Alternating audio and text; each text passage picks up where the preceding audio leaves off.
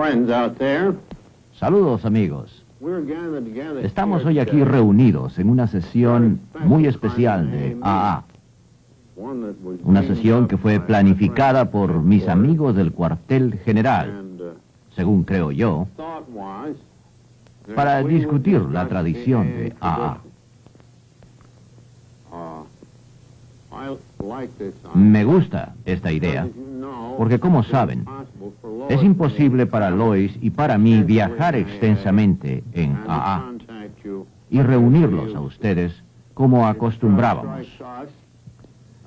Sucede que películas de este tipo quizá sean lo más acertado. Por supuesto que una de las cosas que me gustan de las reuniones de AA en particular es que me han asignado a mí para ser quien les hable. Aún tengo algunos vestigios de amor propio. Y hablando de esto, tiene mucho que ver con la formación de la tradición de AA. En primer lugar, como todos sabemos, siempre estaremos amenazados por fuerzas malignas internas. Y ciertamente, en medio del gran peligro en que vivimos, debido a fuerzas externas amenazadoras. Así que un problema primordial, el problema de AA, es primero cómo sobrevivir y luego crecer y prosperar en números y en substancia espiritual en los años venideros. Como prácticamente todos sabemos, estas tradiciones son la aplicación de los 12 pasos de AA. El espíritu de esos apostolados o pasos hacia los problemas prácticos es el de vivir y trabajar juntos como una sociedad en armonía, de adecuadamente relacionarnos a esas fuerzas que con frecuencia han destrozado sociedades. Los problemas de dinero, del poder, del prestigio, del manejo de propiedades, etc. Cuando miro la lista de tradiciones, me siento francamente anonadado ante las decisiones aparentemente bastante acertadas que hemos hecho. Debo recordarles que los 12 pasos o apostolados de AA hacia la recuperación primeramente aparecieron en 1939 en el Gran Libro y ahora tienen más de 30 años, los cuales nos han servido estupendamente bien. Ahora que las tradiciones se acercan a los 25 años, ya que se publicaron en el 46, y estas también nos han servido muy bien.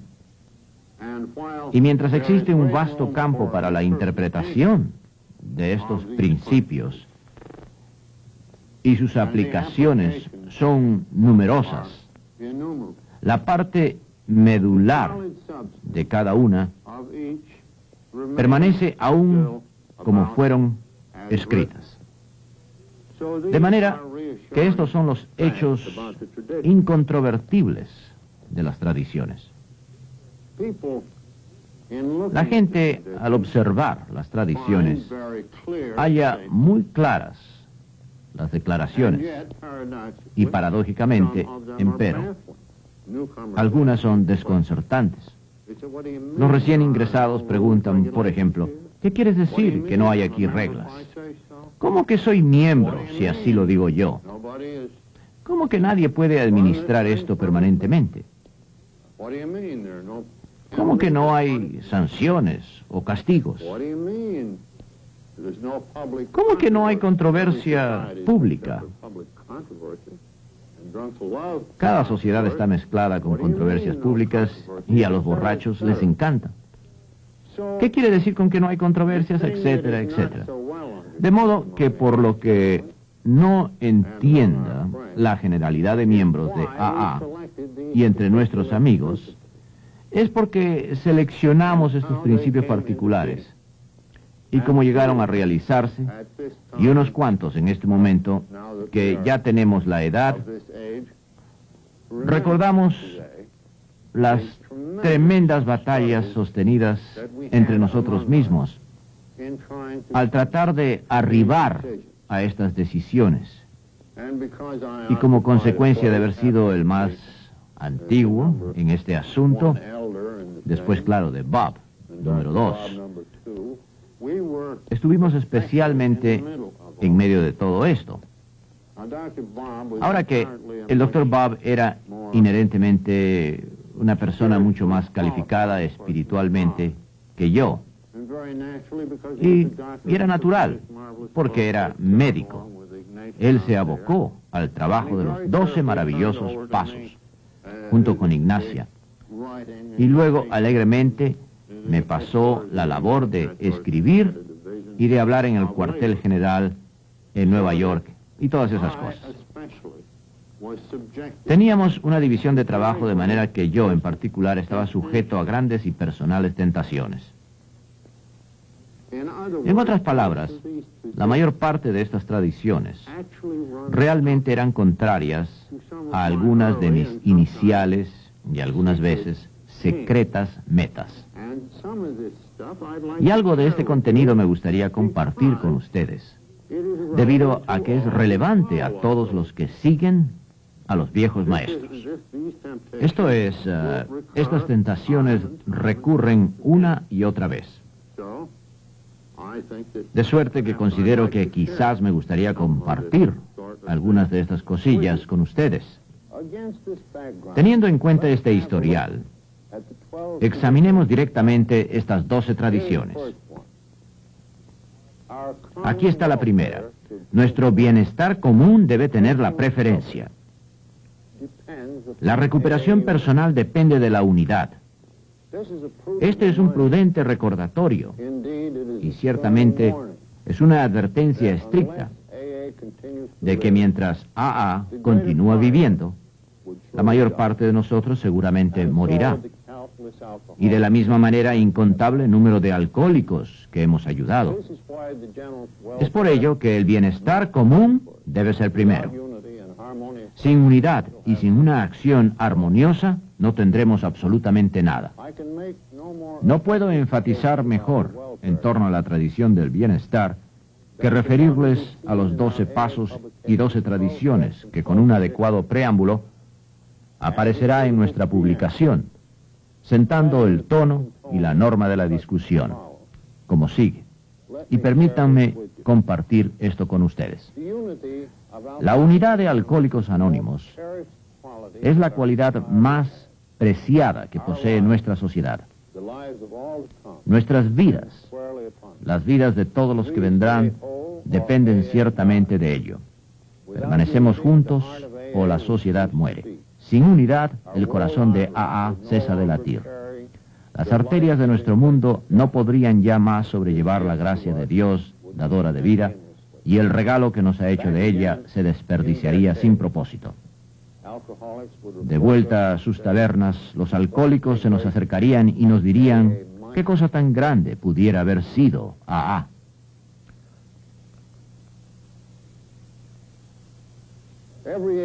Todos y cada uno de los miembros de AA sabe que tiene que apegarse a los principios espirituales de recuperación.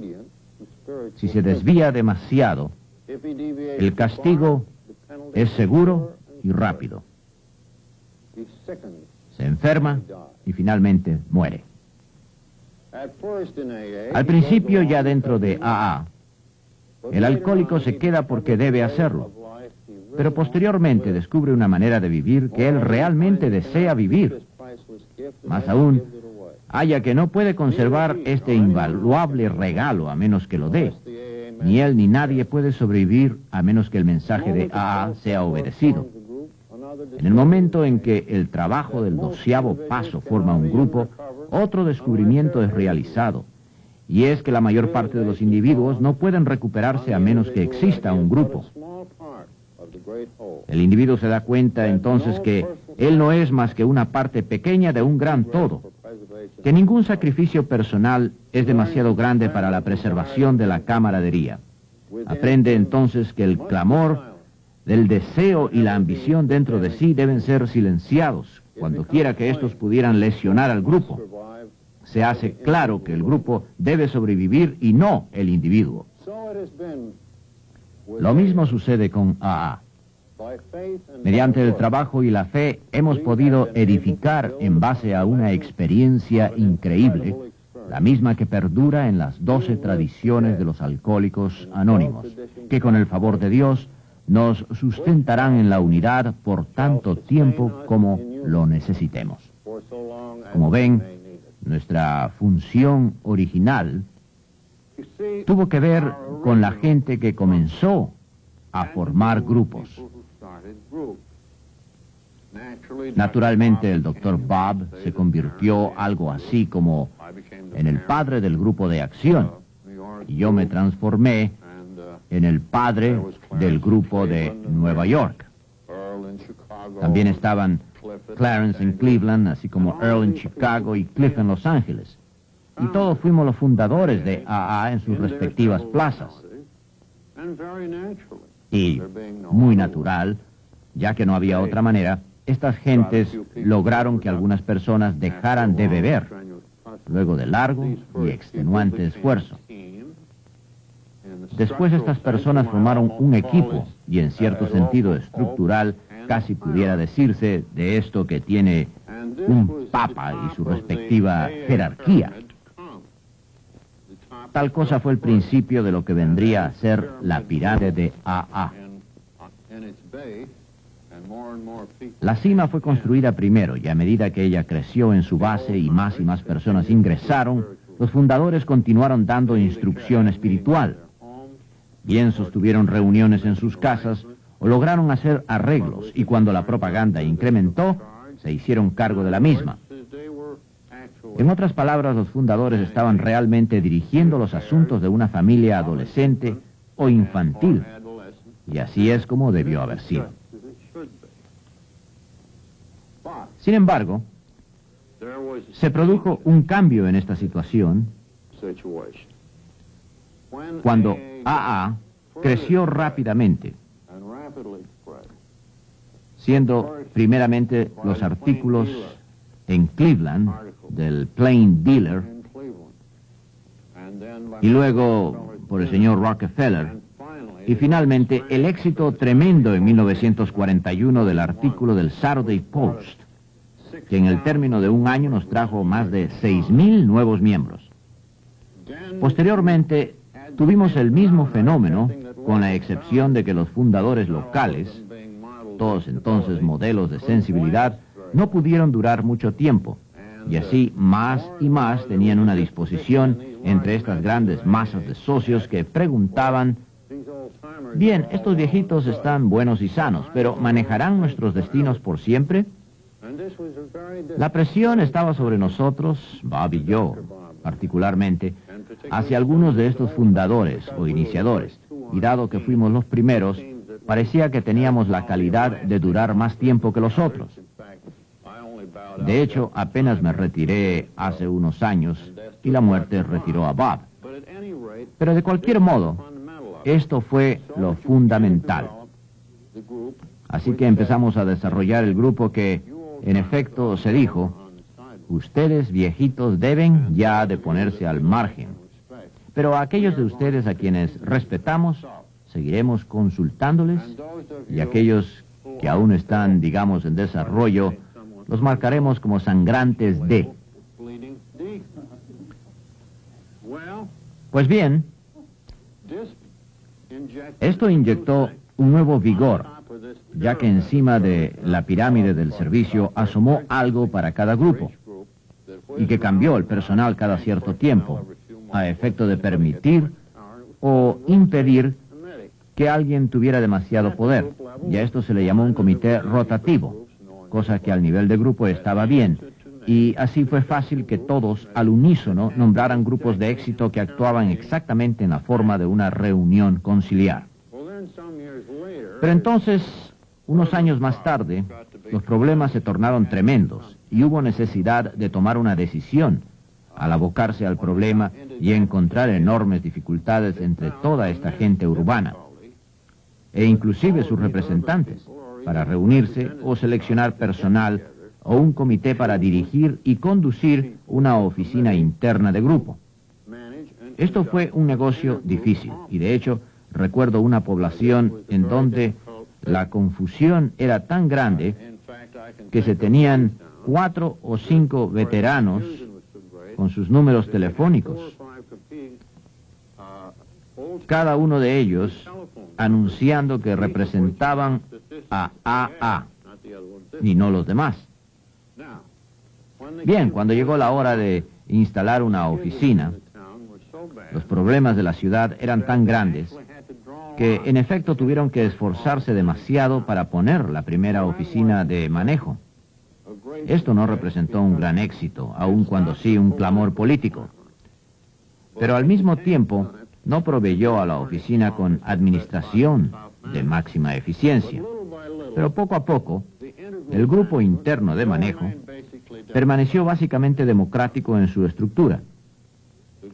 Los representantes de grupo contaban con todos los elementos de poder, pero el comité que manejaba la oficina podía nominar a sus sucesores bajo la teoría de que conocerían a las personas y el tipo de habilidad requerida y necesitada, amén de que si en la reunión de los representantes del grupo, los locales, no estuvieran de acuerdo, ellos podían aún nombrar a sus propios hombres, ya que últimamente contaban con el poder.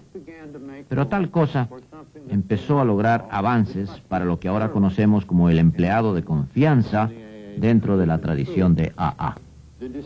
El descubrimiento de que no se puede operar AA en una área urbana grande sobre bases exclusivamente de reuniones conciliares o citadinas fue demasiado grande, sin mencionar los servicios mundiales de AA. Lo que quiero decir es que no se puede elegir a un grupo de custodios para servir aquí en Nueva York, simplemente colocando o sacando algunos nombres para que se vote sobre ellos en todo el mundo. Simplemente esto no funcionó. De suerte que después de un tiempo, aun cuando el poder último continuó siempre dentro del grupo, la estructura siempre funcionó igual, de manera que los empleados o los servicios más importantes fueron seleccionados parcialmente por nombramientos, y todos estaban sujetos a verificación con el grupo de conciencia. Y de esta manera pudimos obtener gente requerida para ciertos y particulares trabajos y habilidades, personas de excelencia para estas posiciones. Y así la estructura se desenvolvió. Paralelo a todo esto, y de hecho antes de todo, contamos con una estructura para servicios mundiales aquí mismo que finalmente se desarrolló, aun cuando ello duró varios años en realizarse. Muchos AA recordarán que en 1938 incorporamos algo llamado la Fundación Alcohólica, y entre otras cosas, la fundación se hizo cargo del libro de Alcohólicos Anónimos, que en forma separada había sido publicada y financiada, tomando por sorpresa a los custodios que eran obligadamente no alcohólicos, y unos cuantos que sí lo eran, seleccionados en verdad por el Dr. Bob y yo. Se apoderaron de los títulos de nuestra literatura y abrimos una pequeña oficina, y cuando el artículo del Saturday Post apareció con su enorme caudal de interrogantes, clarificamos la mayor parte. Y luego empezamos a adentrarnos en los problemas de las relaciones públicas y todas las cosas que ahora hace la Oficina Mundial.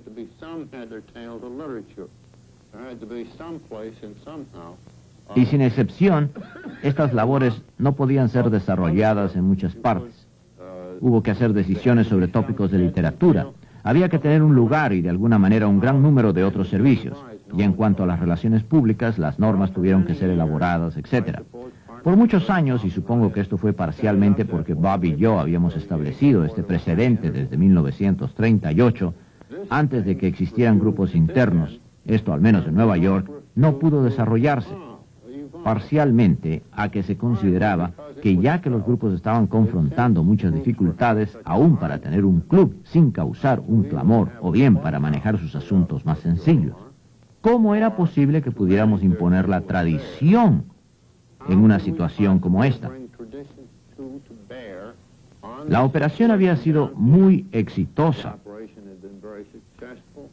Nuestros amigos dentro de una minoría en la Junta eran no alcohólicos, como una manera de protección a los caprichos del Dr. Bob y de personas como el Dr. Bob y yo y otros custodios alcohólicos.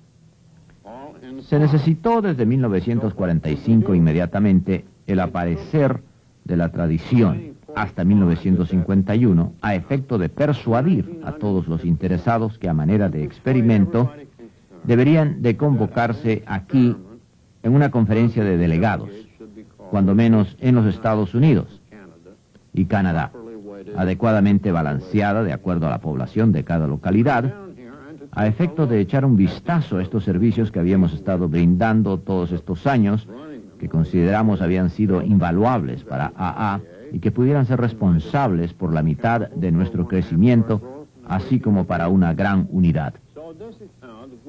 De suerte que fue así como el grupo de conciencia se produjo y es lo que se entiende como empleados o subalternos de confianza. Personas especiales seleccionadas por sus habilidades especiales, pero jamás personas que llegaron a gobernar. Y así llegamos a la tradición número 3, que tiene que ver con el importante asunto de la membresía. Nosotros, los alcohólicos, hemos sido personas retraídas. Algunas veces hemos sido virtualmente prisioneros de la sociedad o prisioneros de nosotros mismos. De manera que cuando AA pone la mano sobre el alcohólico, ¿qué es lo que éste desea? Él desea libertad. Desea pertenecer a algo o a alguien. Por lo tanto, hemos tratado de reducir cualquier posible resistencia que pudiera tener.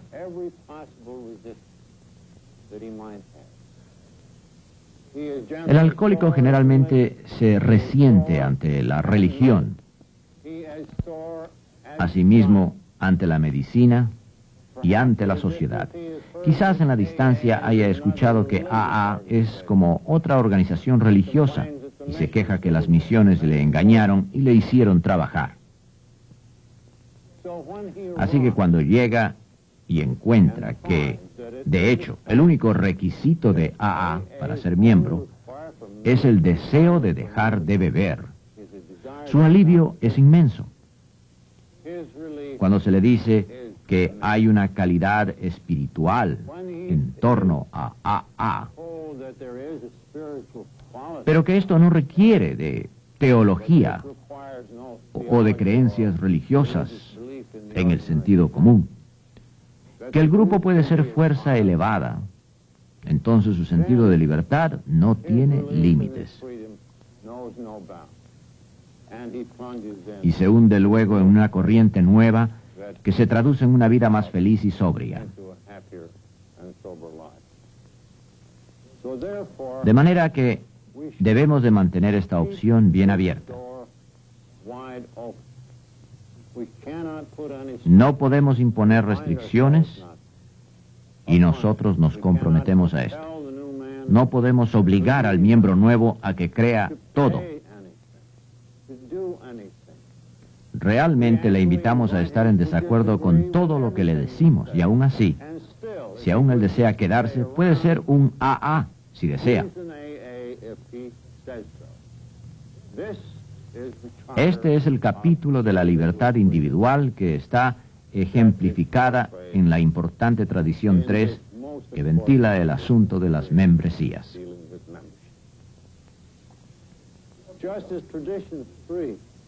En la misma forma que la tradición 3 es un capítulo sobre la libertad individual, así la tradición 4 se refiere a la libertad de grupo e impone la interrogante: ¿cuándo es un AA un grupo? ¿Posee algunas limitaciones sobre su libertad? A lo que respondemos, no. Cada grupo de AA, como el individuo, tiene el derecho de equivocarse.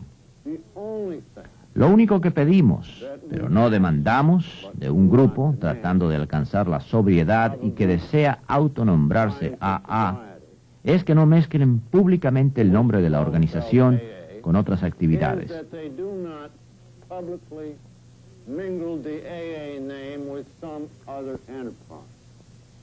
Porque obviamente nadie se interesaría. Además de que podría ser una cantera de problemas, especialmente cuando hablamos de grupos protestantes, los católicos, los republicanos y los comunistas. Tal cosa sería absurda y peligrosa para el avance nuestro.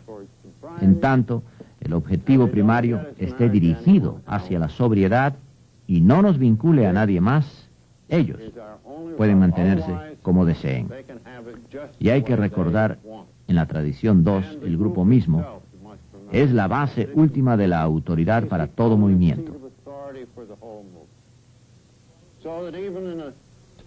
De suerte que aún en una reunión citadina democrática, las restricciones sobre cada organismo son mucho más grandes que para AA en grupo.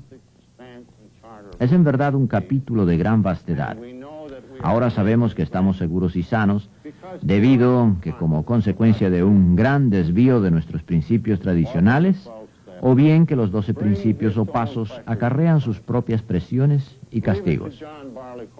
Dejemos en manos de Juan de los Palotes hacerse cargo de los tontos. Entre tanto, formulemos nuestros grupos en pro de la libertad, así como al individuo. Esta es la tónica. Hasta ahora hemos considerado la autonomía de grupo o autodirección y hemos manifestado que cada grupo tiene el derecho de estar equivocado. Y como cosa extraña, la tradición 5 está centrada en propósito único o el grupo ideal de AA. Cosa que ha tenido una larga historia de conflictos. Recordarán que en 1938, cuando establecimos nuestra regencia, la incorporación original dio fuerza a AA y sus custodios para participar en todos y cada uno de los aspectos del campo alcohólico, con la excepción, creo, de abogar por la prohibición. En ese tiempo, se suponía que debíamos contar con nuestra propia cadena de hospitales y que debíamos mantener centros intermedios financiados por AA y que necesitábamos granjas de descanso, así como de meternos en el campo educativo, debido a que después de todo, ¿quién sabía más de este asunto que nosotros, los borrachos? Pero una larga, pero muy larga experiencia nos ha demostrado que por razones prácticas, razones de seguridad, de protección en contra de comprometer nuestras energías y por razones de autoprotección, así como de afecto, por todas estas razones, cada grupo de AA debe autolimitarse a un solo propósito. Interpretando la tradición, cada grupo tiene un solo propósito: llevar su mensaje al alcohólico que aún sufre. Inmediatamente la gente dirá, ¿pero por qué no podemos estar en otras empresas? El hecho es que cada uno de nosotros necesita la labor de AA para su propia subsistencia. Necesitamos evitar complicaciones y distracciones. Así es que enfatizamos en este propósito único, llevar este mensaje al alcohólico que aún sufre. Ahora, otra razón para este propósito